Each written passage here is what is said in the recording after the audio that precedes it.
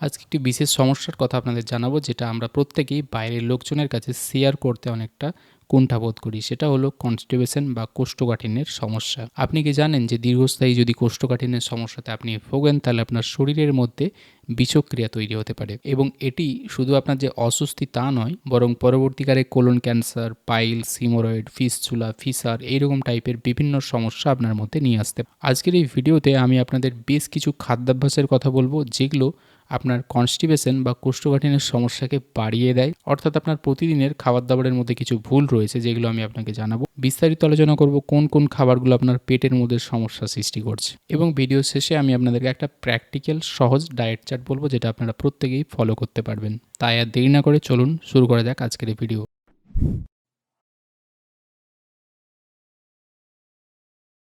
আমাদের মল মূলত শক্ত হয় কেন? আমাদের বৃহৎতন্ত্র বা কোলনের কাজ হলো যে খাবার দাবারগুলো আমরা খাচ্ছি সেটা হজম হয়ে যাওয়ার পর সেই খাবার থেকে জলটাকে শোষণ করা। খাবার যখন কোলনের মধ্যে দিয়ে খুব ধীর গতিতে যায়, তখন কোলন অতিরিক্ত জল শুষে নেয়, যার ফলে আপনার মল শক্ত হয়ে যায়। মূলত প্রাথমিকভাবে যদি ফাইবারের অভাব হয় আপনার শরীরে, খাবারের মধ্যে যে ডায়েটটা নিচ্ছেন দৈনন্দিন খাবারে, সের মধ্যে হয়তো দেখছেন যে ফাইবারের পরিমাণটা খুবই কম। কারণ ফাইবার বা আঁশ হলো একটা ঝাড়ুর মতো কাজ করে, অর্থাৎ এটা অন্ত্র পরিষ্কার করে। যেগুলো লেগে থাকে অন্ত্রের গায়ে সেগুলোকে কিন্তু টানা হয়ে এটা ঝাঁট দেওয়ার মতো সেটাকে বাইরে নিয়ে যায়। এবং যদি আপনার খাবারের মধ্যে ফাইবার বা আঁশ না থাকে, তাহলে সেই খাবারগুলো কিন্তু কোলনের গায়ে লেগে থাকে। দ্বিতীয়ত হচ্ছে জলের অভাব। অলরেডি আপনাকে প্রথমেই বললাম যে খাবার থেকে কিন্তু জলটা শোষণ করে নেওয়ার একটা নর্মাল পদ্ধতি রয়েছে আমাদের শরীরের মধ্যে। এবারে যদি আপনি প্রয়োজনের তুলনায় অনেক কম জল খান, তাহলে সেটা কিন্তু আরও শুকনো, আরও ড্রাই হয়, এবং যার ফলে আপনার মলটা আরও শুকনো হয়ে যায় এবং কনস্টিপেশন তৈরি হয়। এছাড়া আরেকটি ব্যাপার রয়েছে, সেটা হচ্ছে পেরিস্টলসিস, অর্থাৎ কি না আপনার অন্ত্র যেটা রয়েছে তার একটা নড়াচড়া। এটা কন্টিনিউ কিন্তু নড়াচড়া করে পেটের মধ্যে, সেটা আপনারা একটু খেয়াল করলে বুঝতে পারবেন। এবং এই অন্ত্রের পেশি যখন দুর্বল হয়ে যায়, তখন তার এই পেরিস্টলসিস মুভমেন্ট বা নড়াচড়াটা ঠিকঠাক হয় না। তখন খাবার আর সামনের দিকে এগোতে পারে না, জমতে শুরু করে। এখান থেকেও কনস্টিপেশন ডেভেলপ করে।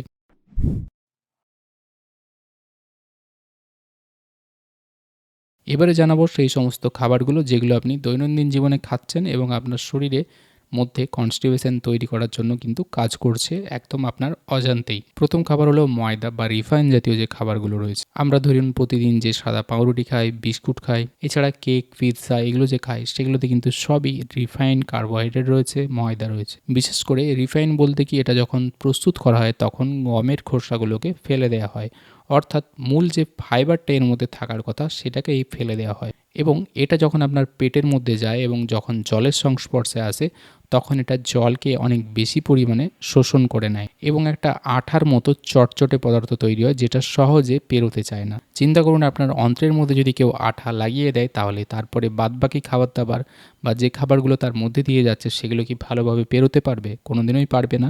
এই ব্যাপারটিও সেই রকম। ময়দা বা রিফাইন যে খাবার, সেটা কিন্তু এই সমস্যা তৈরি করছে।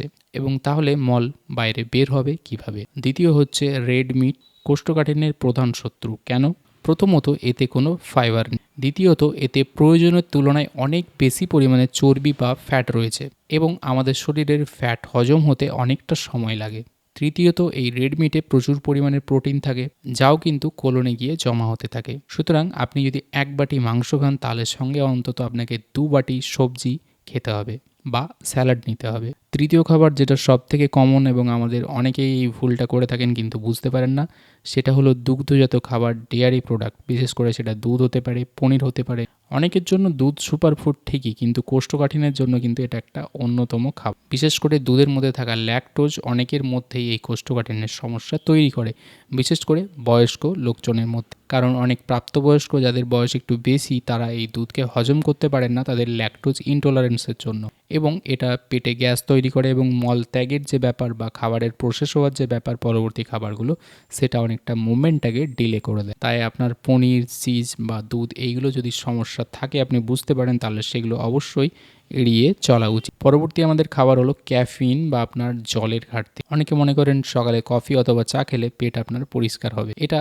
কিছুটা সত্য, কিন্তু এর পিছনে আরও কারণ রয়েছে যে ক্যাফিন আপনার অন্ত্রকে সাময়িকভাবে ইম্পালস একটা দেয় বা উত্তেজিত করতে পারে, কিন্তু উল্টো দিকে এটা আবার ডাইউরেটিক হিসেবেও কাজ করে। অর্থাৎ এটা আপনার শরীরের মধ্যে থেকে প্রস্রাবের মাধ্যম দ্বারা কিন্তু জলটাকে বাইরে বের করতে সাহায্য করে। ফলে দিনের শেষে অতিরিক্ত পরিমাণে যদি আপনি ক্যাফিন জাতীয় খাবারগুলো নেন, প্রস্রাবের মধ্যে দিয়ে অতিরিক্ত পরিমাণে জল বেরোবে, যেটা আপনার হয়তো বেরোনোর দরকার ছিল না, যার ফলে আপনার শরীরের মধ্যে জলের ঘাটতি দেখা যাবে এবং কোলনের মধ্যেও কিন্তু জলের শূন্যতা তৈরি হবে, সেখান থেকে কনস্টিপেশন তৈরি হবে। এবারে নির্দিষ্ট কিছু ফল রয়েছে যেগুলো থেকে এই সমস্যা হতে পারে। ফলের কথা বললে আমরা সবাই ভাবি ফল তো সবই ভালো, তাহলে খারাপ হবে কেন? তবে কাঁচকলা বা কাঁচা কলা রয়েছে যেটা কিন্তু কনস্টিপেশন তৈরি করে, কারণ এর মধ্যে ট্যানিন রয়েছে, যা অন্ত্রের মধ্যে যে বেশ কিছু নিঃসরণগুলো হয় যেগুলো আমাদের খাবারকে হজম করা বা মলত্যাগের ব্যাপারটাকে ভালো করে, সেটাকে কিন্তু কম করে দেয়। এবারে খেয়াল করলে আপনারা দেখবেন আয়রন ট্যাবলেট বা ক্যালসিয়ামের যারা সাপোর্ট নেন তাদেরও কিন্তু কনস্টিপেশনের প্রবলেম থাকে, এবং কাঁচা কলার মধ্যে কিন্তু বেশ ভালো মাত্রাতে আপনি আয়রনের কিছুটা পরিমাণে সাপ্লাই পাবেন, সেক্ষেত্রেও কিন্তু এই দিক থেকে কনস্টিপেশন ডেভেলপ হয়। এছাড়া খাবার দাবার বাদ দিয়েও আপনার লাইফস্টাইল এবং মানসিক চাপ, এটাও কিন্তু অত্যন্ত গুরুত্বপূর্ণ।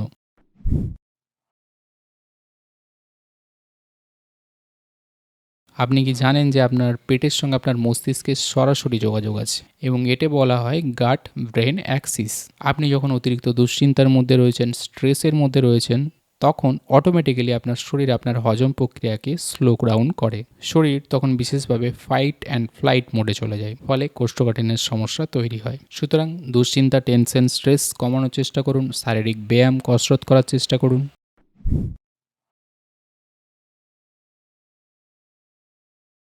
এবারে আসি একটি আদর্শ ডায়েট চার্ট, যেটা আপনারা প্রত্যেকেই ফলো করতে পারবেন, এবং এটা আপনাদের কিছুটা হলেও এই সমস্যাকে নির্মূল করতে সাহায্য করবে, এবং ওষুধ ছাড়াই আপনি কিন্তু সুস্থ হতে পারেন। সকালবেলা বিশেষ করে ঘুম থেকে ওঠার পর 2 গ্লাস আপনাকে অল্প গরম জল পান করতে হবে, এবং তাতে অল্প একটু লেবু মেশাতে পারেন। দ্বিতীয় হচ্ছে এসবগুলোর ভুসি আপনি সাপোর্টিভ হিসেবে মাঝে মধ্যে খেতে পারেন, ডেইলি খাওয়া আপনাকে যাবে না, তবে এটা আপনাকে জলে ভিজিয়ে সাথে সাথে খেতে হবে। তৃতীয় হচ্ছে প্রত্যেক দিন আপনার খাবারের প্লেটে পেঁপে রাখতে পারেন, পেয়ারা রাখতে পারেন। বিশেষ করে পেঁপের মধ্যে প্যাপাইন নামে এক ধরনের এনজাইম থাকে, যেটা হজম প্রক্রিয়াকে আরও ভালো করে।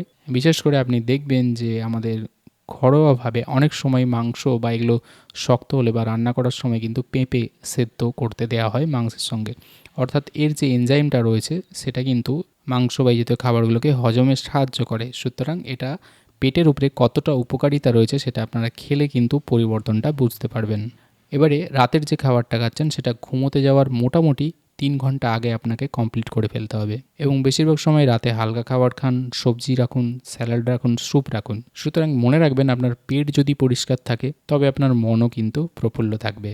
এবং সম্পূর্ণ ভিডিওটি যদি আপনি মন দিয়ে শুনে থাকেন, তাহলে কাল থেকে যদি এগুলো ফলো করেন, আশা করি আপনার জীবনযাত্রায় অবশ্যই পরিবর্তন আসবে। কোষ্ঠকাঠিন্য, কনস্টিপেশন, কষা পায়খানা, মলত্যাগ করতে প্রবলেমের সমস্যা অবশ্যই নির্মূল হবে। ভিডিওটি ভালো লেগে থাকলে অবশ্যই লাইক করবেন, কমেন্ট করতে ভুলবেন না, এবং শেয়ার করতেও ভুলবেন না। আজকে এই পর্যন্ত হলো বন্ধুরা, দেখা হবে পরে আবার এরকম একটি ভিডিওতে। ততদিন ভালো থাকবেন, সুস্থ থাকবেন। ধন্যবাদ।